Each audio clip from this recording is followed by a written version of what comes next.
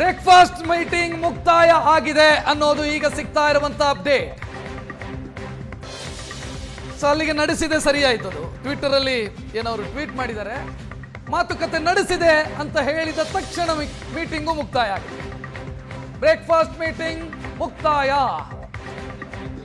S, correct. ದೊಡ್ಡದಾದ ಏನು ಚರ್ಚೆಯಾದಂಗೆ ಕಾಣಿಸ್ತಾ ಇಲ್ಲ. ಇಬ್ಬರು ತಮ್ಮ ತಮ್ಮ ನಿಲುವುಗಳನ್ನು ಹೇಳಿಕೊಂಡ್ರೋ ಗೊತ್ತಿಲ್ಲ. ಈ ಮೀಟಿಂಗ್ ಇಷ್ಟಕ್ಕೆ ಸೀಮಿತ. ಬಹುಶಃ ಒಂದು 15 ನಿಮಿಷ ಅಂತ ಅನ್ಸುತ್ತೆ, 15ರಿಂದ 20 ನಿಮಿಷ, ಅದಕ್ಕಿಂತ ಹೆಚ್ಚು ಮಾತುಕತೆ ಆಗಿಲ್ಲ. ಸಿಎಂ ಡಿಸಿಎಂ ಬ್ರೇಕ್ಫಾಸ್ಟ್ ಮೀಟಿಂಗ್ ಮುಕ್ತಾಯ ಆಗಿದೆ. ರಾಜ್ಯ ರಾಜಕಾರಣದಲ್ಲಿ ಕುತೂಹಲ ಕೆರಳಿಸಿದ್ದಂತ ಮೀಟಿಂಗು, ಹೈಕಮಾಂಡ್ ಸೂಚನೆಯ ಕಾರಣಕ್ಕಾಗಿ ನಡೆದಂತ ಮೀಟಿಂಗು ಮುಕ್ತಾಯ ಆಗಿದೆ. ಮಾತುಕತೆ ಮುಗಿದಿದೆ. ಈ ಕುತೂಹಲ ಇರೋದು ಮೀಟಿಂಗ್ ಮುಗಿಸಿ ಇಬ್ಬರಲ್ಲಿ ಯಾರಾದರೂ ಮಾತನಾಡ್ತಾರ? ಸಿದ್ದರಾಮಯ್ಯ ಅವರು, ಡಿ ಕೆ ಶಿವಕುಮಾರ್ ಅವರು?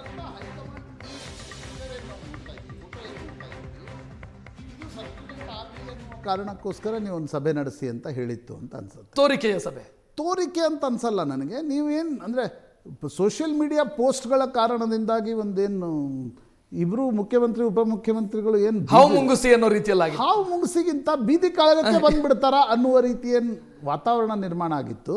ನೀವಿಬ್ರು ಸೇರಿಕೊಂಡು ಒಂದು ಸಭೆಯನ್ನು ನಡೆಸಿ ಪರಿಸ್ಥಿತಿ ತಿಳಿಗೊಳಿಸಿ ನಂತರ ದಿಲ್ಲಿಗೆ ಬನ್ನಿ ಅಂತಕ್ಕಂಥದ್ದನ್ನು ಹೈಕಮಾಂಡ್ ಹೇಳಿತ್ತ, ಅಥವಾ ಅಧಿವೇಶನದ ನಂತರ ನಾವೇನಾದರೂ ಮಾಡ್ತೀವಿ ಅಂತಕ್ಕಂಥದ್ದನ್ನು ಹೈಕಮಾಂಡ್ ಹೇಳಿತ್ತ ಅನ್ನೋ ಕುತೂಹಲ. ಪ್ರಾಯಶಃ ಇಬ್ಬರು ಏನು ಹೊರಗಡೆ ಬಂದು ಮಾತಾಡ್ತಾರೆ ಅನ್ನೋದ್ರ ಮೇಲೆ ಎಲ್ಲವೂ ಡಿಪೆಂಡ್ ಇದೆ. ಎಸ್, ನಾವು ಕಾಯ್ತಾ ಇದ್ದೀವಿ. ಸಿಎಂ ಅಥವಾ ಡಿ ಸಿ ಎಂ ಏನಾದರೂ ಮಾತನಾಡ್ತಾರಾ? 40 ನಿಮಿಷಗಳ ಕಾಲ ಮೀಟಿಂಗು, 40 ನಿಮಿಷ ಮಾತುಕತೆಯಾಗಿದೆ. ಹಾಗೆ ನಿನ್ನೆ ಅವರು ಟ್ವೀಟ್ ಮಾಡಿದ್ರು ಸಿಎಂ, ಅಷ್ಟೇ ಆಗಿರೋದು.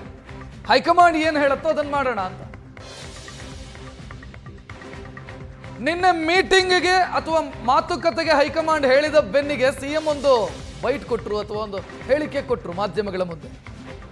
ಮತ್ತು ಆ ಹೇಳಿಕೆಯನ್ನು ಅವರು ಸೋಷಿಯಲ್ ಮೀಡಿಯಾದಲ್ಲೂ ಹಾಕೊಂಡ್ರು. ಸೇಮ್ ಅಷ್ಟೇ ಆಗಿದ್ದು ಇಲ್ಲೂ ಕೂಡ. ಹೈಕಮಾಂಡ್ಗೆ ಆ ನಿರ್ಧಾರವನ್ನು ಬಿಡೋಣ ಅಂತ.